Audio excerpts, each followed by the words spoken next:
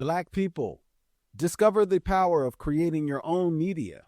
Coming up next on this episode of the Best of Black History Year. Attention sports enthusiasts, keep the adrenaline pumping and elevate your game day with Chumba Casino. It's completely free to play. No purchase necessary. Whether you're cheering from the stands, on the move, or relaxing at home, Chumba Casino brings the thrill of social casino directly to your fingertips. Experience the ultimate social casino adventure with reels of casino-style games, offering hundreds of exciting options to choose from and fresh new releases every week. There's always something new and thrilling to explore. From action-packed social slots and classic blackjack to engaging bingo and solitaire, the fun never stops. Plus, enjoy generous daily login bonuses and a fantastic free welcome bonus to kickstart your social gaming journey. Dive into the excitement. Discover a world where you can play for your chance to redeem some serious prizes and have a blast along the way. Don't miss out. What are you waiting for? Join now and immerse yourself in nonstop fun and adventure with Chumba Casino. Get in on the action today at ChumbaCasino.com and make every day a Chumba day. No purchase necessary. VGW Group. Void where prohibited by law. 18 plus TNCs apply.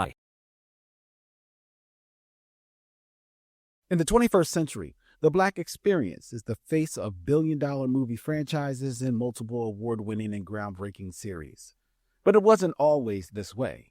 Dating back to the beginning of the 20th century, with Oscar Micheaux barnstorming his films across the United States, to the civil rights movement and the 70s revolution of urban dramas. Are we in the middle of a Black renaissance, or is it just dues being paid? In December of 2022, Jay sat down with BlackStar Film Festival creator and CEO Maori Holmes to hear her thoughts on this subject. Check this out.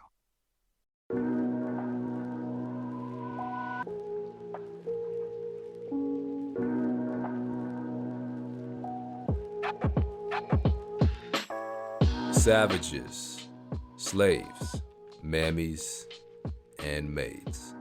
These are the roles Black actors have played in films that have saturated Hollywood for decades.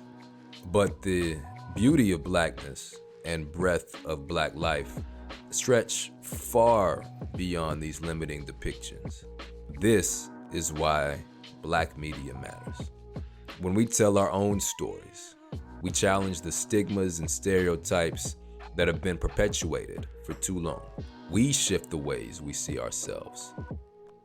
We tell the truth of who we are and expand the possibilities for what can be. This is Jay from PushBlack, and you're listening to Black History Year. In the early 20th century, the first great Black filmmaker, Oscar Micheaux, wrote, produced, cast, and directed feature films that highlighted our lives in beautiful sepia tones and provided powerful social commentary. Then came the 70s revolution of urban dramas and comedies, which surged as the launchpad for gritty hip-hop action pieces and soulful family romance films of the 80s and 90s. Today, the Black experience is the face of billion-dollar movie franchises and multiple award-winning and groundbreaking series. Black people all around the globe are claiming the rights to our culture and our heritage and streaming our stories across the planet. Is this a Black renaissance, or is it just dues being paid? Our guest today can speak to that. Maori Holmes is the founder and creative director of the BlackStar Film Festival. BlackStar creates the spaces and resources needed to uplift the work of Black artists working outside of the confines of genre. They elevate artists who are overlooked, invisibilized, or misunderstood, and celebrate the wide spectrum of aesthetics, storytelling, and experiences that they bring. So her insight is going to make for a great conversation. But first, the story of one woman's refusal to have her identity mandated by Hollywood and the change it inspired. The tragic mulatto was a very popular film and literature trope during the 19th and 20th centuries. Countless stories revolved around a mixed-race character who was sad and enraged that they didn't fit perfectly into the white world. Freddie Washington, an early Hollywood actress, could have fit perfectly. She was mixed, light-skinned, and passed. Her early roles played on these stereotypes, including her best-known role in the classic 1934 movie Imitation of Life, but she refused to be boxed in. After being typecast in similar roles time after time, she was done. She refused to keep contributing to this problematic narrative and was tired of Hollywood's lack of diversity. So she made some dramatic moves. She got involved with the Harlem Renaissance and the early civil rights movement and helped co-found the Negro Actors Guild of America, her first steps in changing the system.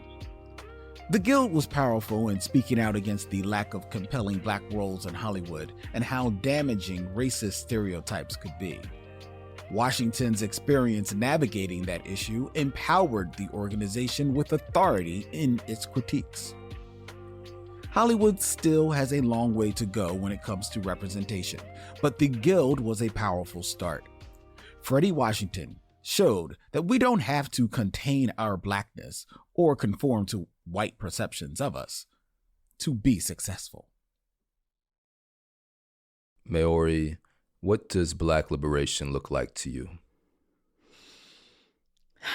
That's an interesting question. I was just listening to another podcast yesterday that was thinking about Robin D.G. Kelley and Freedom Dreams and thinking about the difference between emancipation and freedom. And I feel like liberation is also somewhere on that spectrum between those things. And for me, I think Black liberation is the ability for Black people worldwide to be able to have an existence that is not defined by outward forces or external forces, that isn't reflecting colonialism, isn't reflecting racism, that is self-determined and enables freedom of movement, freedom to make decisions that will benefit one's life and family and well-being, that are resourced and whole is the word that comes up that feels a little vague, but just having the capacity to do those things without a kind of external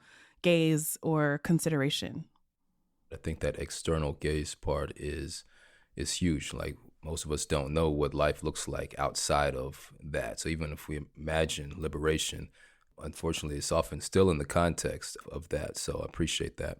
To dig deeper, tell me about how your work contributes to getting us closer to that vision of Black liberation that you share.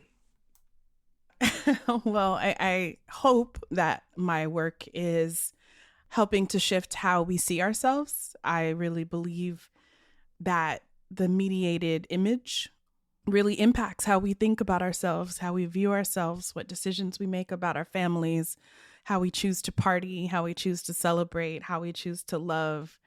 And for so long, the images that we were given were not diverse. They were not inclusive.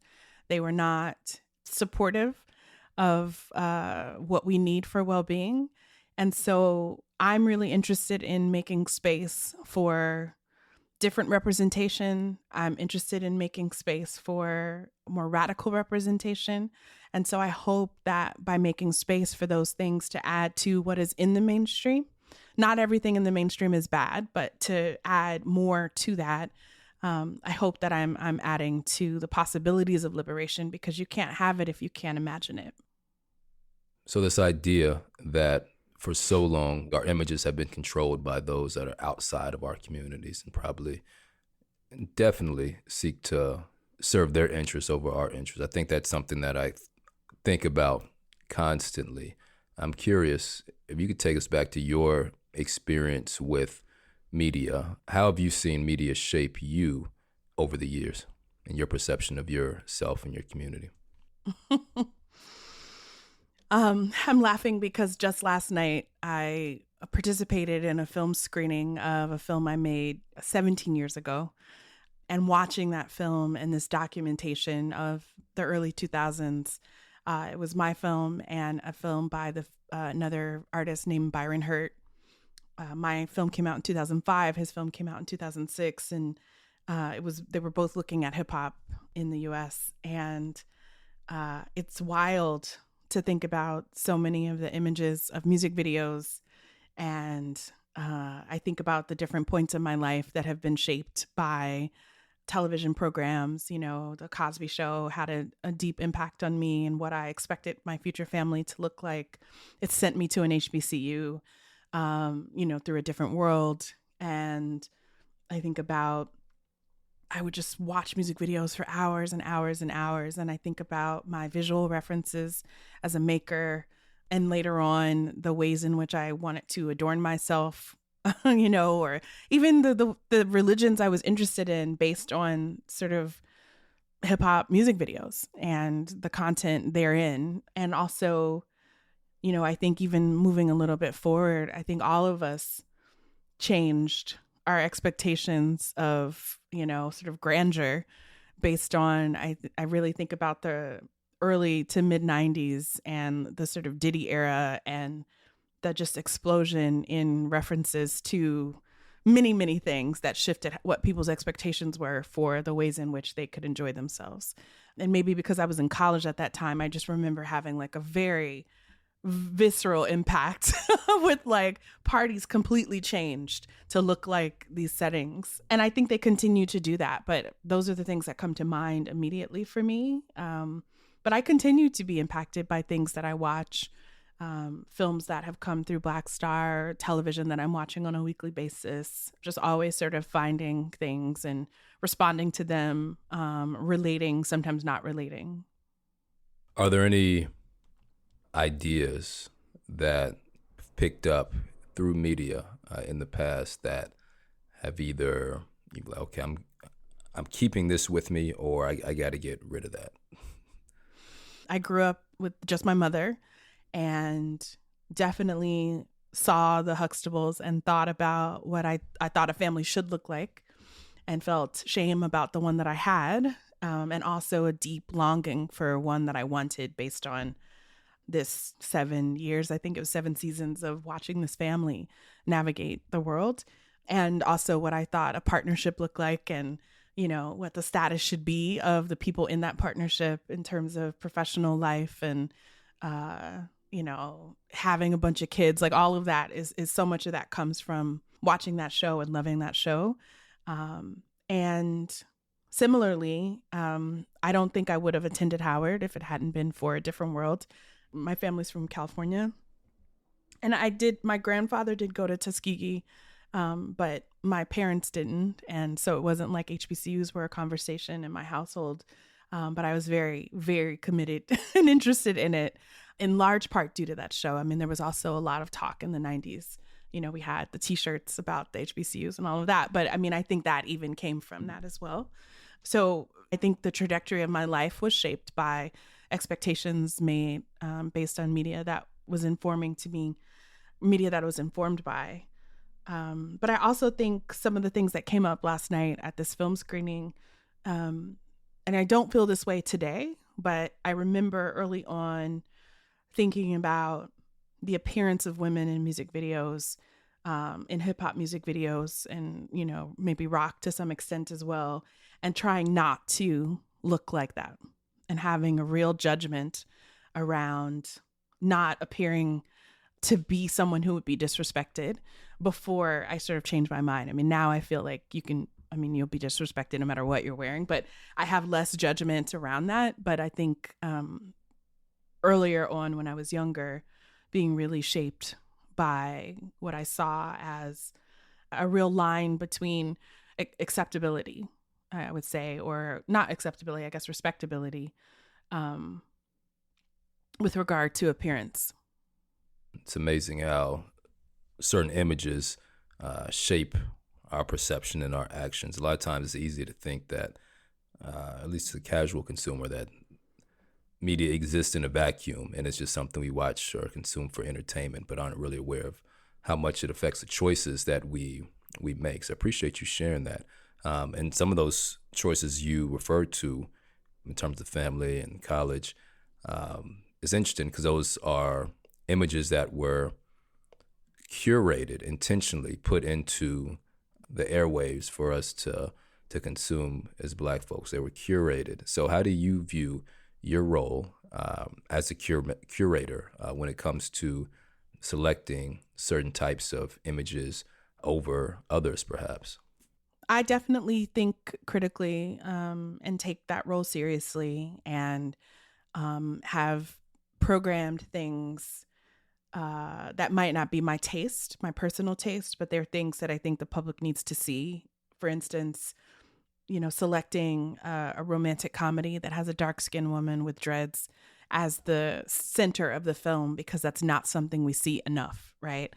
So making intentional decisions around something as simple as that, or more complicated, making sure that a film about a trans activist who died makes it into the festival, even if the film isn't necessarily technically appealing. But at the time, I think when I'm thinking about this one film in particular, it was urgent and it was rare. And so it was important to include it in the program so that people would be aware of this issue. And I've definitely done that many times, like thought about the urgency of a particular political issue, or think about things from an aesthetic issue. And it's always a balance between those things because of the ways in which we take in media. When it comes to hiring, don't search for great talent. Match with them, thanks to Indeed. Indeed is your matching and hiring platform with over 350 million global monthly visitors, according to Indeed data, and a matching engine that helps you find quality candidates fast. And Indeed doesn't just help you hire faster. 93% of employers agree Indeed delivers the highest quality matches compared to other job sites, according to a recent Indeed survey. Leveraging over 140 million qualifications and preferences every day, Indeed's matching engine is constantly learning from your preferences. So the more you use Indeed, the better it gets. Join more than 3.5 million businesses worldwide that use Indeed to hire great talent fast. Just go to Indeed.com/radio right now, and listeners of this show will get a $75 sponsored job credit to get your jobs more visibility. Go to Indeed.com/radio and tell them you heard about them from this podcast. Terms and conditions apply. So it's a new year, 2025, and you're thinking, how am I going to make this year different? How am I going to build something for myself? But where do I start? Shopify is how you're going to make it happen, and here's how. Shopify makes it simple to create your brand, open for business, and get your first sale. The best time to start your new business is right now. Get your store up and running easily with thousands of customizable templates, no coding or design skills required. All you need to do is drag and drop. Their powerful social media tools let you connect all your channels and create shoppable posts and help you sell everywhere people scroll. What happens if you don't act now? Will you regret it? What if someone beats you to the idea? Don't kick yourself when you hear this again in a year because you didn't do anything now. With Shopify, your first sale is closer than you think. Sign up for your $1 per month trial period at shopify.com/Odyssey Podcast, all lowercase. Go to shopify.com/Odyssey Podcast to start selling with Shopify today. Shopify.com/Odyssey Podcast. So you're speaking a lot about diverse representation even within our community, which is very powerful. And looking broadly, right, there has been for years now conversations around representation. When it comes to representation, what are the challenges and opportunities, let's say, that exist when it comes to this idea of representation in, let's say, Hollywood specifically? That's a difficult one because I think depending on who you are and your position, for some Black people, we have not seen enough representation. And so we still crave it, no matter its form. And some other people, perhaps more exposed or exposed to more kinds of media, are interested in going beyond representation. I do think of marginalized people in this country, there's more opportunities for representation of Black people than other groups. And so one of the things that I've been interested in with the work that I do is going beyond representation. I'm interested in a diversity of imagery. I'm interested in a kind of technical excellence.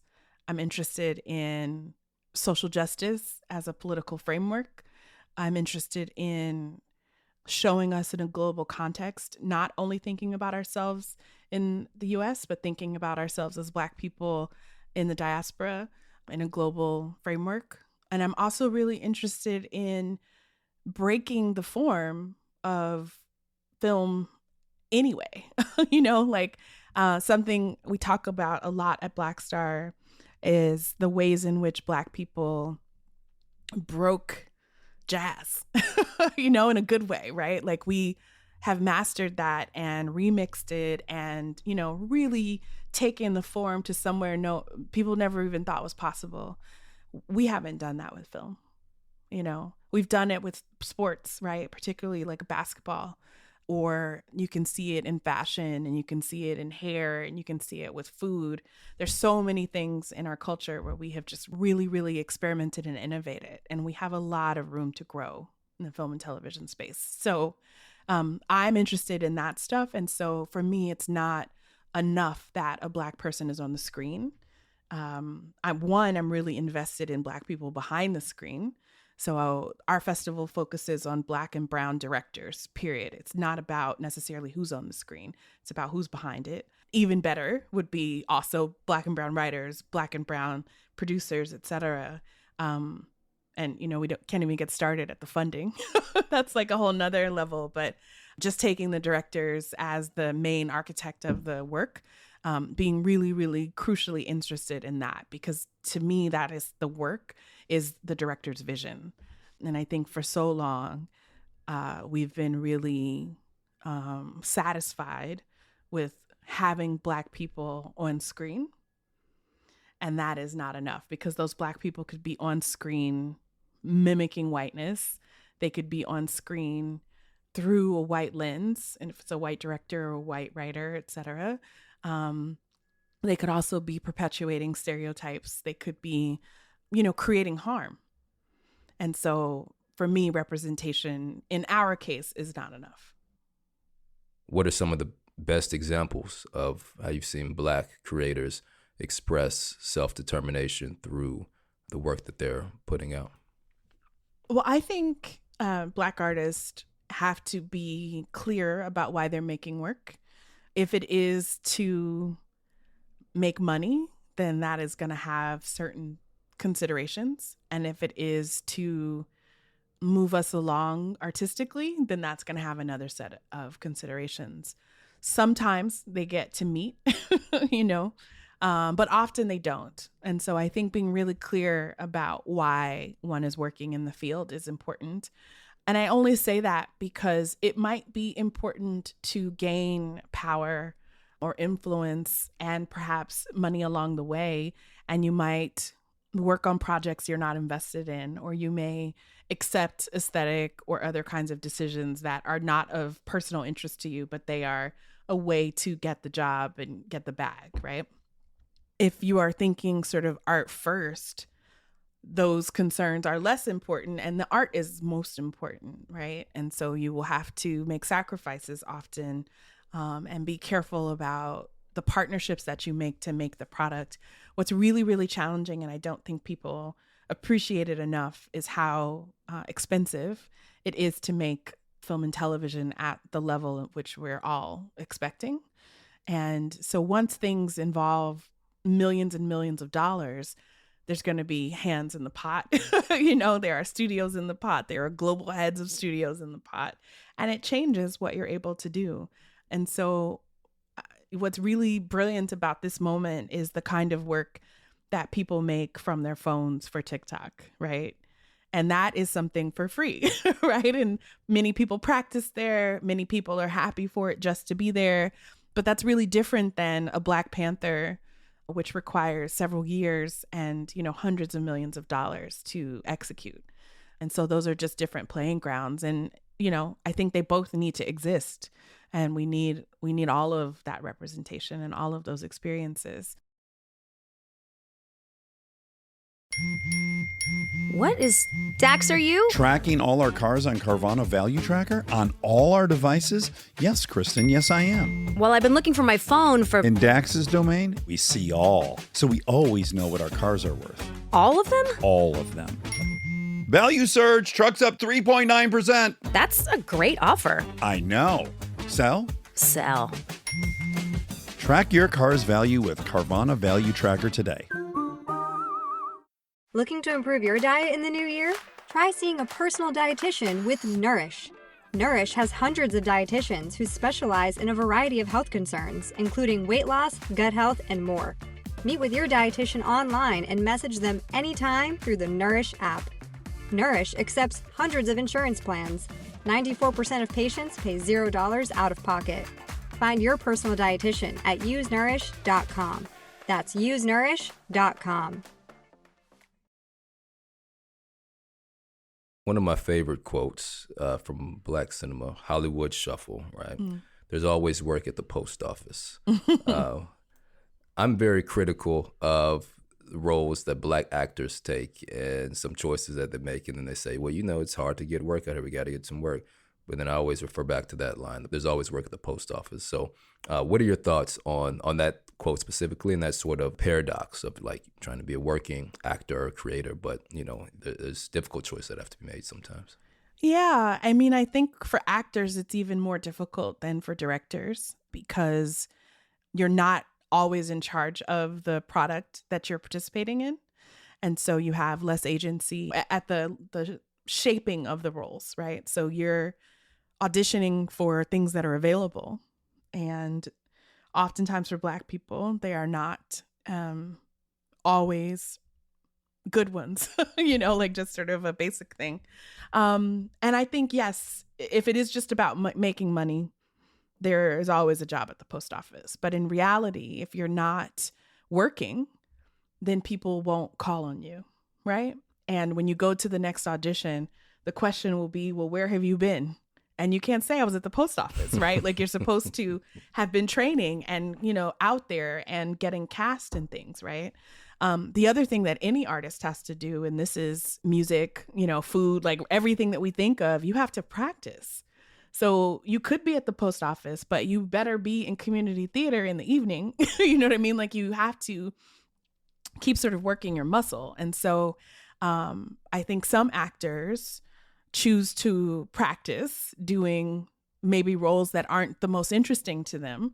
But then there are also other actors. I think about Mahershala Ali as an example of someone who has been just exceptionally disciplined at the ways in which he'll appear on camera, the kinds of roles that he will take, the ones he won't, you know. And he's definitely a model, I think, for someone who, as far as I know, is not sort of to the manner born. You know, he's not some rich person, but was able to set that kind of internal guidepost for himself of how he wanted to be presented and move forward.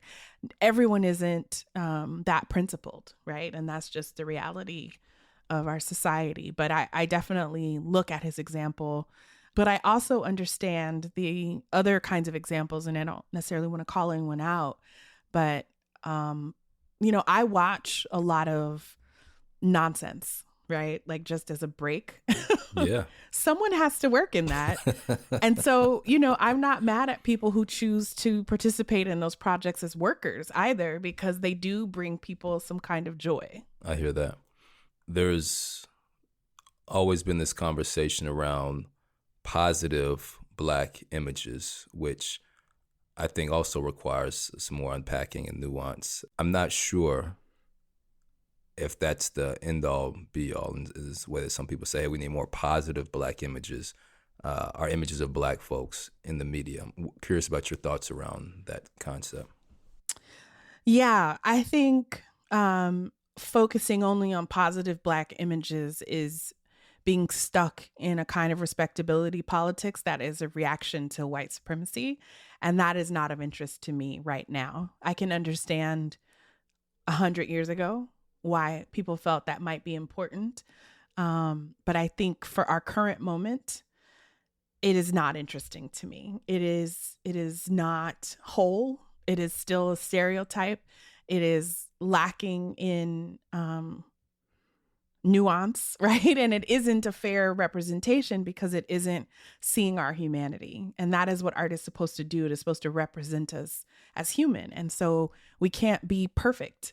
That is not human, right? And so characters that are flawed, that are layered, that are complicated, are more like what human life is like. And so I'm more interested in that than in flat caricature, in either direction, positive or negative. For sure. I can agree with that. And I personally think it comes down to who's telling the story too, because it's, there's some very popular shows out there that I'd say aren't necessarily positive images, but they may be somebody's reality, but I don't think they come from our community. There's a certain way to do it where you can tell there's a hand in it that is authentic and is trying to say something, but sometimes it's, folks outside our community trying to make money from it. You mentioned perhaps the need for positive images maybe 100 years ago being more relevant than today in a sense. What type of cues do you take from history when it comes to Black cinema, Black cinematic history in particular? That's a work in progress. I mean, I feel like there's so much to learn still about our participation in the form. And even though I majored in history and I feel like I've been thinking about this for a long time, I every week am learning. I think more recently, in doing the work that I've come to do as a maker and also the festival, I'm definitely thinking about who came before us and what their attempts were and how we can keep them front of mind so that we're not unnecessarily repeating things, but also so that we're not dropping so many of the gems that they set up for us. I think there's so much to learn from the Black arts movement, just writ large. And filmmaking at that time and theater at that time is really, really critical. And sometimes I'm worried that we've dropped it. We think about these moments, these so-called Black renaissances, and they always sort of drop off and forget the people that were there just 20 years prior. And so I think about the kind of work that was made in, say, the LA Rebellion, or the work that's made even in the beginning of the Blaxploitation era, or I was watching the documentary on Cydney Poitier the other day and thinking about some of the films that he made when he was director. We don't know enough about that work and aren't referencing it in our own work. We're kind of like self-reflexive. People are like Solange, and I'm not knocking Solange, but who are her influences, right? I was talking with some of my staff, most of whom are much younger than me, about film from the 90s, and they don't know it. Yeah. People haven't seen Hollywood Shuffle. Yeah. You're referencing that. That film is incredibly important, and so many people haven't seen it now, For sure. And I think that there's been some interesting things done, as you mentioned, that could be referenced, especially to the point you raised about the different aesthetic styles that we could create or build on. I think of conversations that I've had over the years with a colleague of mine. So we're both filmmakers as well. And he actually had a film in BlackStar, a filmmaker named Darren Wallace. I think his film Savage vs. the Void was in there a couple years ago. And we've been talking about this idea of a Black cinematic vernacular, which is what you're talking about. Like, what are the ways that we can look at the work we've done in other art forms and in this art form too, and use our cultural influences to create something that is breaking the mold of Hollywood. And I think it does, a big part of that is looking at history, looking at those who came before us and attempted to do something that may have been outside of the system. I'm going to ask you a question related to one of my least favorite questions. As a filmmaker, people ask me, hey, what's your favorite film? I hate that question. All right. Do you have a favorite film? And if so, what is it? Or even more interesting to me, is there a Black film that you would say is the most important film when it comes to Black culture? Yeah, that's a terrible question. and nearly impossible to answer because I think it just sort of depends on one's own interest and, position. I'll say a lightning rod film for me that I'm always returning to and just always thinking about and taught me so much. It like broke my brain in terms of shifting how I think about what film can do. And that's Daughters of the Dust by Julie Dash. It's a film that took her 10 years to finish. So I think that's also really important to say, because even though it comes out in 91, so much of the 80s is also present in the making of that. But I also feel like we can't ignore the impact of Spike Lee and particularly his early work. And I think about Do the Right Thing or She's Gotta Have It, and the ways in which just one, from a production standpoint, the people he employed became the industry, Yeah. And that was really, really critical and important. I don't think this is a good film, but the technique in it continues to inspire us. And that's Belly, right? So much of that, particularly the cinematography, has shaped how we see things and how we make work, right? Like everybody now has a club scene that is either flooded in red or flooded in blue. And we didn't have that before Belly. I think about, Killer of Sheep, even though many, many people haven't seen it, they are referencing Khalil Joseph, and Khalil is referencing that, right?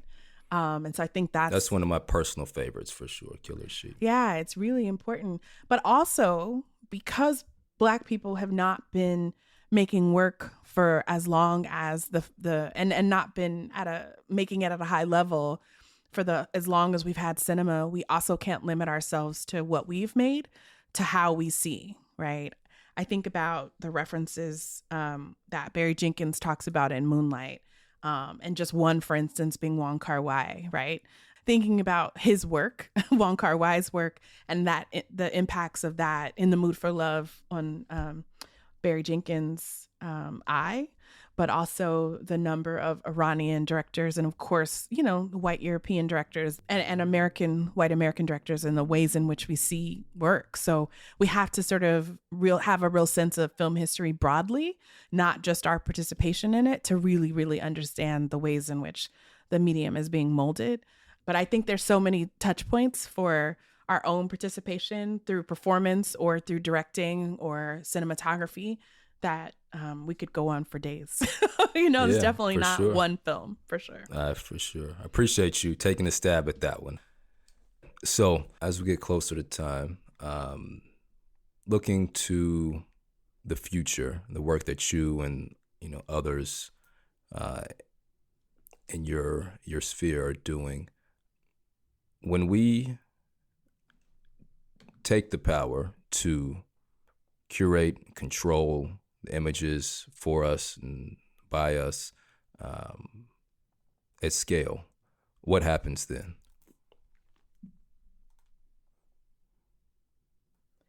Gosh, I mean, that's, I think I'm a little cynical.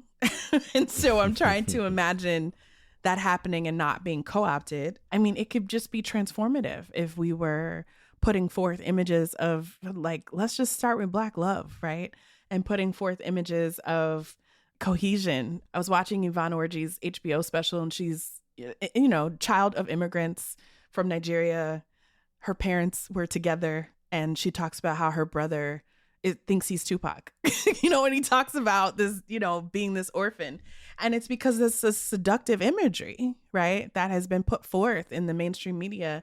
And so as much as I was seduced by the Huxtables, there are many people who are seduced by so-called gangster rap, right? I mean, I say that in huge air quotes, but thinking about that imagery of, like, a thug or whatever Tupac represents, that someone would rewrite their actual life to be more like that. So if we had control and could present more complicated images, or more of a diversity of images, that people wouldn't have to choose from these really tired, fantastic tropes.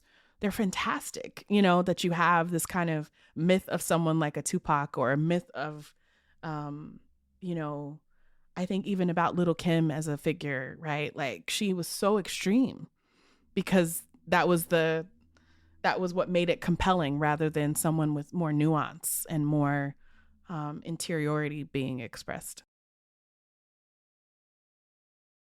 This episode is brought to you by Indeed. We're driven by the search for better, but when it comes to hiring, the best way to search for a candidate isn't to search at all. Don't search, match with Indeed. Use Indeed for scheduling, screening, and messaging so you can connect with candidates faster. Listeners of this show will get a $75 sponsored job credit to get your jobs more visibility at Indeed.com/SBO. Terms and conditions apply. You just described what's possible when we are able to create more complicated images. In 1 minute, could you describe how we obtain the power to do that? I think more of us need to be invested in the full industry of film and television making beyond directors and actors. We need people to consider editing. We need people to consider composing. We need people to consider being executives and learning the business of it. And so I think about people sort of mastering all of the spaces that make up the industry in order for us to create a separate one. That would be my 1 minute answer. I also think there's something about being really, really clear about purpose and always coming back to that purpose, because I think it's really easy to get lost in the glamour of the industry if you're not clear about why you're in it.